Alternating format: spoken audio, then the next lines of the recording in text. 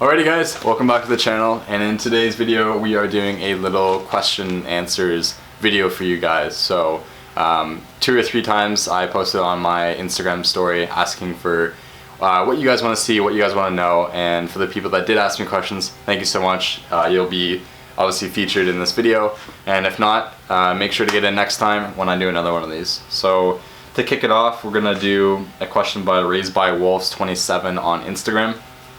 I'll put your handle here. The first question is, did you buy your Trek off the lot? If not, was it stock? And also, was your heart set on a Trek? So to answer the first question, it was bought off the lot. It was the last 2017 Crosstrek with a manual transmission at the dealer. They were trying to get rid of inventory for the new 2018s. So we got a sweet deal on this guy. And yeah, that was over 3 years ago now. It was bone stock. And was your heart set on a Trek? No. To be honest, I didn't really like the look of Crosstreks. Not a big lifted car fan. Obviously I have some friends that have them and I like those, but that's not really my style. I like lowered cars. I've always kind of built this thing around the looks of the WRX hatch that the WRX and STI GR hatch that they no longer make. That was kind of my dream car, because I love how practical it is. The hatch is awesome. I can throw anything in this thing.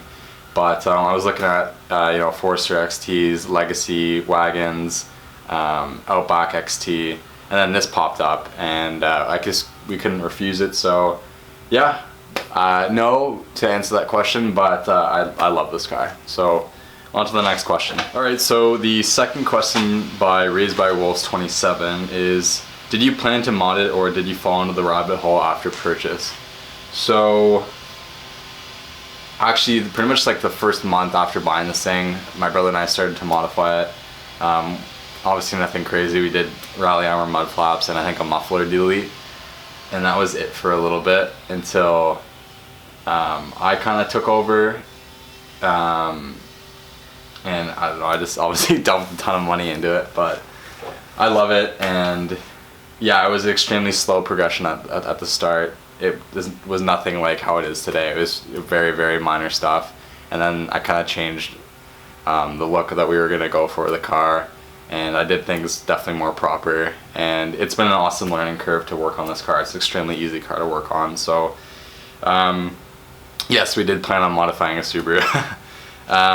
And yes, I did fall down the rabbit hole purchase after purchase. You can see after 3 and a bit years how much money and time and effort I spent on this thing, but I would not take it back at all. It's taught me so many things, and I'm very grateful for this car, and it's been an absolute blast. So yeah, thank you for the question. Alrighty, so the next question is from kettle.corn on Instagram, and he says, what's up with the hood scoop? So as you can see over there, I have a 2009 Legacy GT hood, and then I have another hood off a Crosstrek. So obviously with COVID and I'm not working, a lack of funds and time, and me back at school, I haven't really had enough time to get into that project, so they have just been wrapped up sitting in my garage since the summer. But I do plan on merging the two together. I've seen a lot of people do it, and I really like the look of it.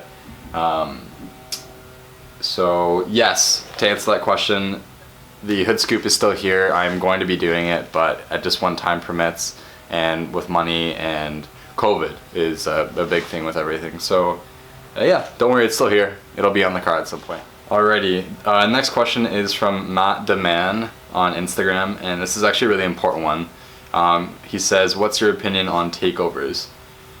Takeovers, I am really not a fan of. I think it is a group of people that are actually not car enthusiasts, people who don't care about what they do to the car scene. They'll show up to a meet, an event or whatever, they hear about it, and burnouts, all that kind of stuff, and I just think it really taints the car scene and all these enthusiasts, what they love doing, what they build all these cars for, and all these events and meets are times to allow you as a owner to show off what you've done, and then these people that don't really care come and, you know, disturb the peace, and then all of us get reprimanded and consequences. So to be honest, takeovers, I found them extremely stupid, and I'm not for them at all. So that's my view on it. I think it's a bunch of people that aren't car enthusiasts, they don't care, and they're just wanting to do stupid stuff. So yeah, that's my opinion on takeovers. Alrighty, so next question is from Lucas_LaFrance, and he asks, what are your wheel specs?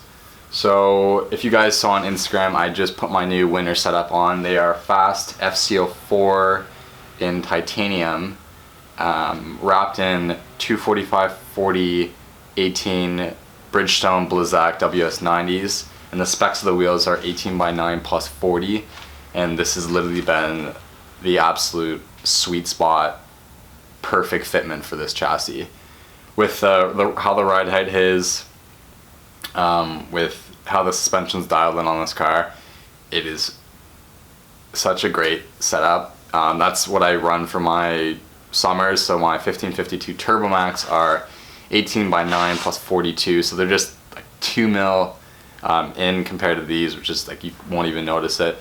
Wrapped in a 245/40 18 Firestone Indy 500, and I love those wheels. So for me, being lowered, the absolute perfect setup is 18/9 plus 40 plus 42, wrapped in a 245/40 tire. So you could possibly go 255s, but I didn't want to push it, and it's been awesome. No issues, no rubbing, no scrubbing, no modification, no rolling fenders, you name it. So those are some great wheel specs for this chassis. Alrighty, so at ATC Visual on Instagram, he asked me what is the next big step with the build.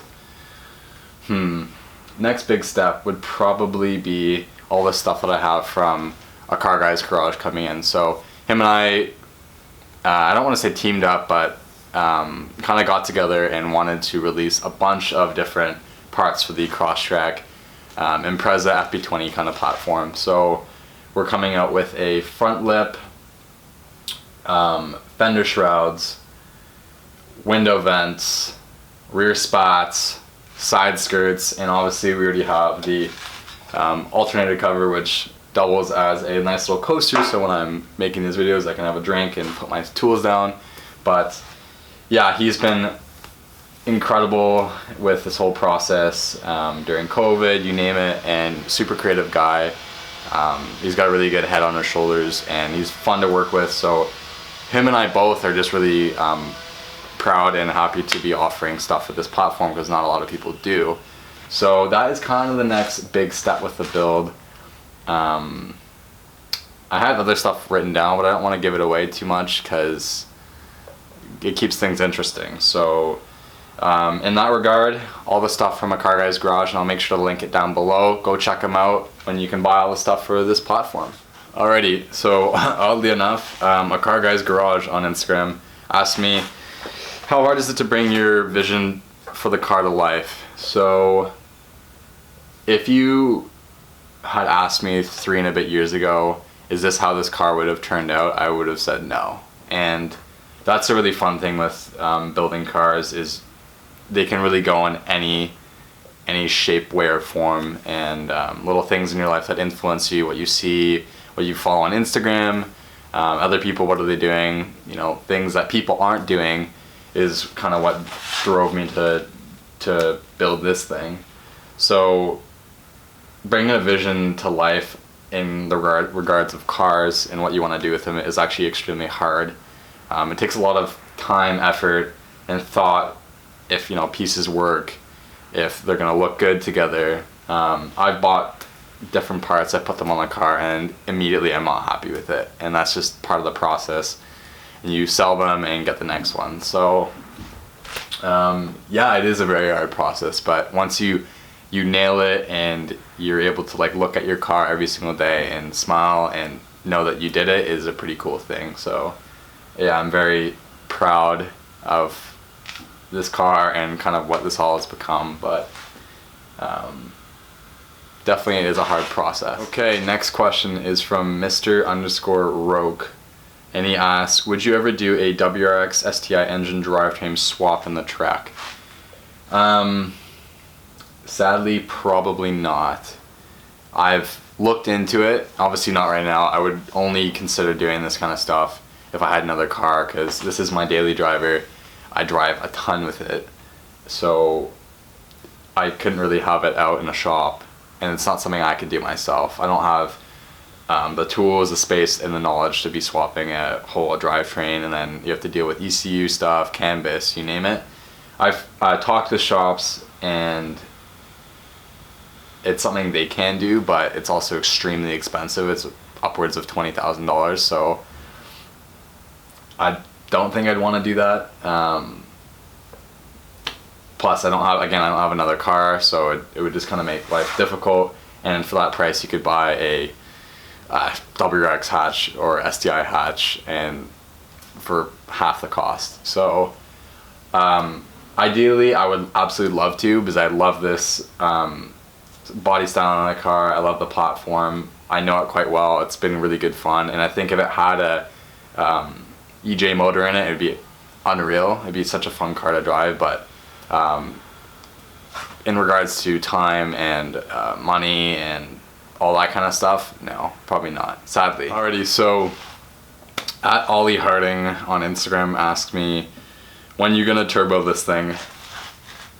I've been asked this before, and I probably have more questions on this, but it is actually something I really do want to do in the near future. Again, possibly when the chances of me getting another car, as this car would have to be down for a little bit of time to get the whole turbo kit figured out, and then tune it, you name it. I had a spoke with my tuner. He's actually tuned a couple of these cars with the turbo kit on it, and he's confident about it, and they're making reliable power. You're not pushing it. It's like, I don't know, max 9 to 8 pounds of boost, but it makes, I don't know, 220 something real horsepower, and I forget the figures of torque, but in this car it'd be absolute blast.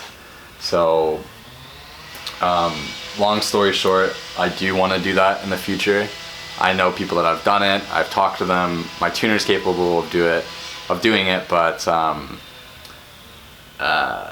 only when I have another car, probably. The kit's not too bad, but it's nice that most of the mods that are on the car would actually still work with the turbo kit, and I would just only have to sell a couple things. But long story short, yes, I do plan on doing a turbo on this thing at some point. It would be good fun. Alrighty, so the last and final question is from KG Subi. You gonna boost it or what? PS, the car looks great. Thanks for saying the car looks great, man. I absolutely have loved building it so far, and there's still tons more to come for it, so I appreciate it. And again, he says, when are you gonna boost it? Again, like I said just before, it is gonna be boosted at some point. I think it would be such a fun car to drive. Just like all the people that do the boosted BRZs. Low boost, good Pro Tune, and it seems like it works pretty well. And if anything, I know a shop local to me that can build the motor, can do pistons and rods in it. So I think that's all you would really need to do. But again, I've never delved into having the need to build a motor, so that's something I'm not too knowledgeable about. But yeah, I would love to turbo this thing. I think it would be incredibly unique, especially with what's been done to the car, and it would be an absolute blast. So thank you guys all for the questions, and I look forward to doing this video again. If you have more questions for me and you didn't get a chance to answer them or to ask them, drop them in the comment section below. Make sure to comment, like, subscribe, share with your friends, family, you name it, Crosstrek lovers of all. And yeah, make sure to follow my Instagram at rumble.hatch on Instagram, so you can keep up to date with posts, pictures, videos, stories, stuff like this. So thank you guys, and take care. Cheers.